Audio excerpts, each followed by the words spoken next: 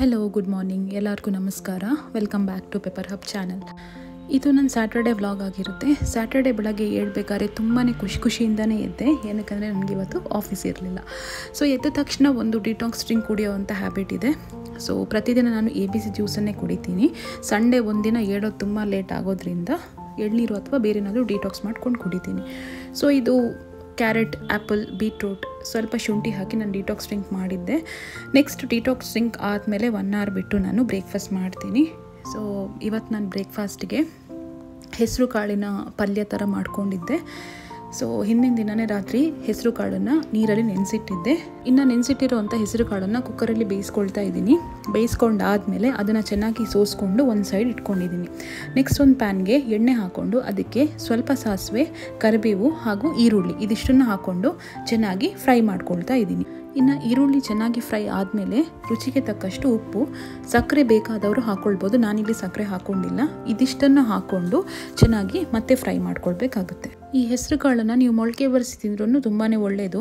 ಈ ಹೆಸರು ಕಾಳಲ್ಲಿ ತುಂಬಾ ಹೆಲ್ತ್ ಬೆನಿಫಿಟ್ಸ್ ಇದೆ. ಇದರಲ್ಲಿ ಫೈಬರ್ ಕಂಟೆಂಟ್ ತುಂಬ ಜಾಸ್ತಿ ಇದೆ, ಪ್ರೋಟೀನು ಜಾಸ್ತಿ ಇದೆ. ನಿಮಗೆ ಸ್ಕಿನ್ ಹೆಲ್ತ್ ಆಗಿರ್ಬೋದು ಅಥವಾ ಬೋನ್ಗೆ, ಬ್ಲಡ್ ಶುಗರ್ ಕಂಟ್ರೋಲ್ ಆಗುತ್ತೆ, ಡೈಜೆಷನ್ ಇದೆಲ್ಲದಕ್ಕೂ ತುಂಬಾ ಒಳ್ಳೆಯದು.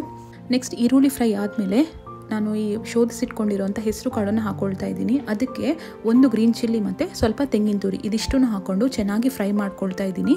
ಇದು ಬ್ರೇಕ್ಫಾಸ್ಟ್ಗಂದ್ರೂ ತುಂಬಾ ಚೆನ್ನಾಗಿರುತ್ತೆ. ಯಾರೆಲ್ಲ ಹೆಸರು ಕಾಳನ್ನು ಸುಮ್ಮನೆ ಹೀಗೆ ತಿನ್ನೋಕ್ಕೆ ಇಷ್ಟಪಡಲ್ಲ ಅವ್ರಿಗೆ ಈ ಥರ ನೀವು ಮಾಡಿಕೊಟ್ರೆ ತುಂಬ ಹೆಲ್ದಿಯಾಗೂ ಇರುತ್ತೆ, ಟೇಸ್ಟಿಯಾಗೂ ಇರುತ್ತೆ. ಹಾಗೆಯೇ ಬ್ರೇಕ್ಫಾಸ್ಟ್ ಮಾಡಿ ಮನೆ ಕ್ಲೀನಿಂಗ್ ಕೂಡ ಮಾಡಾದಮೇಲೆ ನಾನು ಎಲ್ಲ ಪುಟ್ಟ ಗಿಡಗಳಿಗೂ ನೀರು ಹಾಕಿದೆ. ಅಂದರೆ ನನಗೆ ಸ್ಯಾಟರ್ಡೇ ಆಗಿರೋದ್ರಿಂದ ಅದೇ ದಿನ ನನಗೆ ಸ್ವಲ್ಪ ಟೈಮ್ ಸಿಗುತ್ತೆ, ಉಳಿದಂತೆ ನನಗೆ ಆಫೀಸ್ ಕೆಲಸ ಜಾಸ್ತಿ ಇರುತ್ತೆ. ಸೊ ಹಾಗೆಯೇ ಮಧ್ಯಾಹ್ನ ಊಟಕ್ಕೆ ಏನು ಮಾಡೋಣ ಅಂತ ಥಿಂಕ್ ಮಾಡ್ತಾ ಇದ್ದೆ. ಸ್ವಲ್ಪ ಫಸ್ಟಿಗೆ ಅನ್ನ ಇಟ್ಕೊಂಡೆ. ನಾವು ಬಾಯ್ಲ್ಡ್ ರೈಸ್ ಜಾಸ್ತಿ ಯೂಸ್ ಮಾಡ್ತೀವಿ, ವೈಟ್ ರೈಸ್ ತುಂಬಾ ಕಡಿಮೆ ಯೂಸ್ ಮಾಡೋದು. ಸೊ ಒಂದು ಸೈಡಲ್ಲಿ ಅನ್ನ ಬೇಯ್ತಾ ಇರಲಿ ಅಂತ ಅದಾದಮೇಲೆ ಮೆಂತ್ಯ ಸೊಪ್ಪು ತಂದಿದ್ರು ನನ್ನ ಹಸ್ಬೆಂಡು. ಸೊ ಚೆನ್ನಾಗಿ ಮೆಂತ್ಯ ಸೊಪ್ಪನ್ನೆಲ್ಲ ಎಲ್ಲ ಅಂದರೆ ಈ ಹುಲ್ಲು ಅದೆಲ್ಲ ಇರುತ್ತಲ್ವ ಇದರಲ್ಲಿ ಅದನ್ನೆಲ್ಲ ಸಪ್ರೇಟ್ ಮಾಡಿಕೊಂಡು ಸೊಪ್ಪನ್ನು ಚೆನ್ನಾಗಿ ವಾಶ್ ಮಾಡಿಕೊಂಡು ಕಟ್ ಮಾಡಿಕೊಂಡೆ. ನಾನು ಈ ಸೊಪ್ಪು ತರಕಾರಿಗಳನ್ನು ಜಾಸ್ತಿ ತಿಂತಾ ಇರ್ತೀನಿ, ಬಟ್ ಎಲ್ಲ ಸೊಪ್ಪುಗಳಲ್ಲಿ ನನಗೆ ಮೆಂತ್ಯ ಸೊಪ್ಪು ಅಂದರೆ ತುಂಬಾ ಇಷ್ಟ. ಏನೋ ಅದರ ಟೇಸ್ಟ್ ನನಗೆ ತುಂಬಾ ಇಷ್ಟ ಆಗುತ್ತೆ. ಇದರಲ್ಲಿ ತುಂಬಾ ಹೆಲ್ತ್ ಬೆನಿಫಿಟ್ಸ್ ಕೂಡ ಇದೆ. ಇದು ಮೇಯ್ನಾಗಿ ಶುಗರ್ ಯಾರಿಗೆಲ್ಲ ಇರುತ್ತೆ ನೋಡಿ ಅವ್ರಿಗೆ ತುಂಬಾ ಒಳ್ಳೆಯದು, ಶುಗರ್ ಕಂಟ್ರೋಲಿಗೆ ಬರುತ್ತೆ. ಅದಲ್ಲದೆ ಈ ಸ್ಕಿನ್ ಹೆಲ್ತ್ಗಾಗಿರ್ಬೋದು, ಅಂದರೆ ಮುಖದ ಮೇಲೆ ಯಾವುದಾದ್ರೂ ಕಲೆ ಇದ್ದರೆ ಅಥವಾ ನಿಮ್ಮ ಕೂದಲು ಬೆಳವಣಿಗೆಗೆ ಮೆಂತ್ಯ ಸೊಪ್ಪು ತುಂಬಾ ಒಳ್ಳೆಯದು. ಈ ಮೆಂತ್ಯ ಪುಡಿ ಸಿಗುತ್ತಲ್ವ ಹೊರಗಡೆ, ಅದನ್ನು ನೀವು ಈ ವಾಟರ್ ಜೊತೆ ಮಿಕ್ಸ್ ಮಾಡಿ ಪೇಸ್ಟ್ ಮಾಡಿಕೊಂಡು ಮುಖಕ್ಕೆ ಹಚ್ಚಿದ್ರೆ ಮುಖದ ಮೇಲಿರೋ ಕಲೆ ಎಲ್ಲ ನಿಧಾನವಾಗಿ ಸ್ವಲ್ಪನೇ ಹೋಗ್ತಾ ಬರುತ್ತೆ. ನೀವೇ ಅಬ್ಸರ್ವ್ ಮಾಡ್ಬೋದು ಅದನ್ನು. ಸೊ ಆವಾಗವಾಗ ಅಂದರೆ ಸೊಪ್ಪು ತರಕಾರಿಗಳನ್ನು ಊಟದಲ್ಲಿ ಸೇರಿಸ್ಕೊಳ್ತಾ ಇರಿ, ಒಳ್ಳೆಯದು ತುಂಬ ಹೆಲ್ತ್ಗೆ. ಇನ್ನು ನಾನು ಮೆಂತ್ಯ ಸೊಪ್ಪಿನ ಪಲ್ಯ ಮಾಡ್ಕೊಳ್ಳೋಣ ಅಂತ ಒಂದು ಪ್ಯಾನ್ಗೆ ಆಯಿಲ್ ಹಾಕ್ಕೊಂಡೆ. ಅದಕ್ಕೆ ಸ್ವಲ್ಪ ಜೀರಿಗೆ, ಸ್ವಲ್ಪ ಸಾಸಿವೆ ಕಾಳು, ಅದಾದಮೇಲೆ ಕರಿಬೇವು, ಆಮೇಲೆ ಈರುಳ್ಳಿ ಇದಿಷ್ಟನ್ನು ಹಾಕ್ಕೊಂಡು ಚೆನ್ನಾಗಿ ಫ್ರೈ ಮಾಡ್ಕೊಳ್ತಾ ಇದ್ದೀನಿ. ಫ್ರೈ ಮಾಡ್ಕೊಂಡಾದಮೇಲೆ ಈ ವಾಶ್ ಮಾಡಿ ಇಟ್ಕೊಂಡಿರೋಂಥ ಮೆಂತ್ಯ ಸೊಪ್ಪನ್ನು ಕೂಡ ಆ್ಯಡ್ ಮಾಡ್ತಾ ಇದ್ದೀನಿ.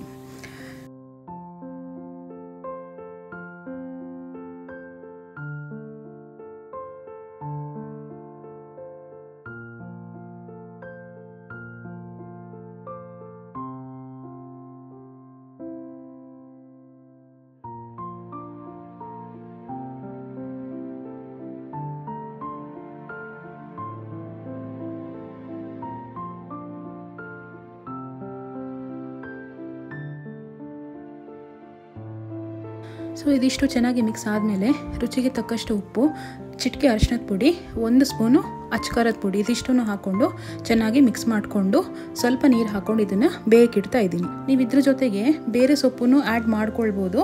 ನಾನು ತುಂಬ ಸಿಂಪಲ್ಲಾಗಿ ಪಲ್ಯ ಮಾಡ್ಕೊಳ್ತಾ ಇದ್ದೀನಿ. ಇನ್ನೊಂದು ಥರನೂ ಮಾಡ್ಕೊಳ್ಬೋದು. ನಾವು ಅಕ್ಕಿ ಅರೆದ್ಬಿಟ್ಟು ಮಸಾಲೆ ಹಾಕ್ಕೊಂಡು ಕೂಡ ಪಲ್ಯ ಮಾಡ್ಕೊಳ್ಬೋದು. ಬಟ್ ನನಗೆ ಅಂದರೆ ಅಷ್ಟು ಟೈಮ್ ಇರಲಿಲ್ಲ, ಸಾಂಬಾರು ಮಾಡೋದು ಇತ್ತು, ಅದಕ್ಕೆ ಸಿಂಪಲ್ಲಾಗಿ ಪಲ್ಯ ಮಾಡ್ಕೊಳ್ಳೋಣ ಅಂತ.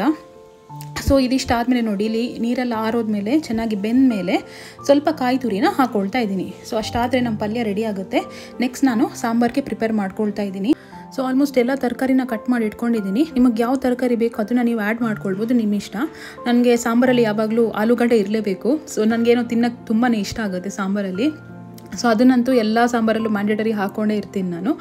ಓಕೆ, ಇನ್ನು ಒಂದು ಕುಕ್ಕರಲ್ಲಿ ಸ್ವಲ್ಪ ಎಣ್ಣೆ, ಅದಕ್ಕೆ ಸಾಸಿವೆ ಕಾಳು, ಸ್ವಲ್ಪ ಬೆಳ್ಳುಳ್ಳಿ, ಈರುಳ್ಳಿ, ಕರಿಬೇವು ಇದಿಷ್ಟನ್ನು ಹಾಕ್ಕೊಂಡು ಚೆನ್ನಾಗಿ ಫ್ರೈ ಮಾಡ್ಕೊಳ್ತಾ ಇದ್ದೀನಿ. ಅಂದರೆ ಒಂದು ಸಣ್ಣದಾಗಿ ನಾವು ಸಾರಿಗೆ ಒಗ್ಗರಣೆ ಸಾರು ಆದಮೇಲೆ ಹಾಕೊಳ್ಳೋ ಬದಲು ಫಸ್ಟ್ಗೆ ನಾನಿಲ್ಲಿ ಪ್ರಿಪೇರ್ ಮಾಡ್ಕೊಳ್ತಾ ಇದ್ದೀನಿ.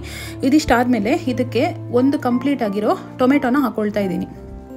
ಸೊ ಟೊಮ್ಯಾಟೊ ಹಣ್ಣು ಹಾಕೊಂಡ್ಮೇಲೆ ಚೆನ್ನಾಗಿ ಫ್ರೈ ಮಾಡಿಕೊಂಡು ಕಟ್ ಮಾಡಿ ಇಟ್ಕೊಂಡಿರೋ ಎಲ್ಲ ತರಕಾರಿನೂ ಇದಕ್ಕೆ ಮಿಕ್ಸ್ ಮಾಡ್ಕೊಳ್ಳಿ. ಈ ಎಲ್ಲ ತರಕಾರಿನೂ ಚೆನ್ನಾಗಿ ಮಿಕ್ಸ್ ಮಾಡ್ಕೊಂಡಾದ್ಮೇಲೆ ರುಚಿಗೆ ತಕ್ಕಷ್ಟು ಉಪ್ಪು, 3 ರಿಂದ 4 ಸ್ಪೂನು ಸಾಂಬಾರ್ ಪೌಡರ್ನ ಹಾಕ್ಕೊಳ್ಬೇಕಾಗುತ್ತೆ. ನಾನು ರೆಗ್ಯುಲರ್ ಆಗಿ ಆಚೆಯವ್ರ ಸಾಂಬಾರ್ ಪೌಡರ್ನ ಯೂಸ್ ಮಾಡ್ತೀನಿ. ನಿಮ್ಮ ಮನೇಲಿ ನಿಮಗೆ ಯಾವ್ದು ಇಷ್ಟ, ರೆಗ್ಯುಲರ್ ಆಗಿ ನೀವು ಯಾವ ಸಾಂಬಾರ್ ಪೌಡರ್ನ ಯೂಸ್ ಮಾಡ್ತೀರಿ ಅದನ್ನೇ ಹಾಕ್ಕೊಳ್ಬೋದು, ಏನೂ ಪ್ರಾಬ್ಲಮ್ ಆಗಲ್ಲ. ಸೊ ಇದಿಷ್ಟು ಹಾಕಿದ್ಮೇಲೆ ಮತ್ತೆ ಚೆನ್ನಾಗಿ ಮಿಕ್ಸ್ ಮಾಡಿಕೊಂಡು ಒಂದು 2 ರಿಂದ 3 ಗ್ಲಾಸ್ ಅಷ್ಟು ನೀರನ್ನ ಹಾಕ್ಕೊಳ್ತಾ ಇದ್ದೀನಿ. ಅದನ್ನು ಮತ್ತೆ ಮಿಕ್ಸ್ ಮಾಡಿಕೊಂಡು ಒಂದು 2 ರಿಂದ 3 ವಿಸಿಲು ಕೂಗಿಸ್ಕೊಳ್ಬೇಕಾಗುತ್ತೆ ನಾವು.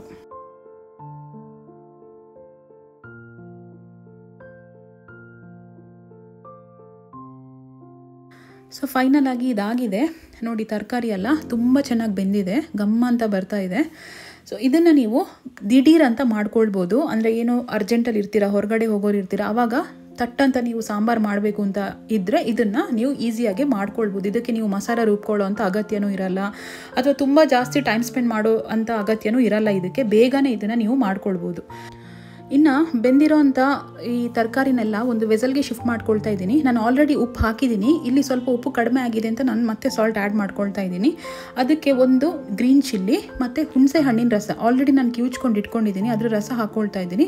ಅದಾದಮೇಲೆ ಒಂದು ಚಿಕ್ಕ ತುಂಡು ಬೆಲ್ಲನ ಹಾಕ್ಕೊಳ್ತಾ ಇದ್ದೀನಿ ನಾನು. ಅಂದರೆ ಆ ಸಾಂಬಾರಿಗೆ ಒಂದು ಫ್ಲೇವರ್ ಕೊಡುತ್ತೆ ಬೆಲ್ಲ. ನೀವು ಯೂಶ್ವಲಿ ಹಾಕ್ಕೊಂಡ್ರೆ ಈ ರಸಮ್ಗೆಲ್ಲ ನೋಡಿ ನೀವು ಬೆಲ್ಲ ಆ್ಯಡ್ ಮಾಡಿದ್ರೆ ತುಂಬಾ ಚೆನ್ನಾಗಿ ಒಂದು ಫ್ಲೇವರ್ ಕೊಡುತ್ತೆ ಅದು.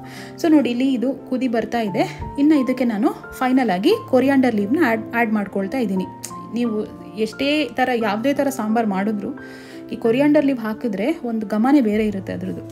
ಸೊ ಹೀಗಿತ್ತು ನನ್ನ ಸ್ಯಾಟರ್ಡೇ. ಇದೇ ಥರ ಹೊಸ ಡೈಲಿ ವ್ಲಾಗ್ಸ್ ಜೊತೆ ನಾನು ನಿಮಗೆ ಹೊಸ ಸ್ಕಿನ್ ಕೇರ್ ಅಥವಾ ಹೆಲ್ತ್ ಟಿಪ್ಸ್ ಜೊತೆ ನಾನು ನಿಮಗೆ ಮತ್ತೆ ಸಿಗ್ತೀನಿ. ಟಿಲ್ ದೆನ್ ಟೇಕ್ ಕೇರ್, ಬಾಯ್.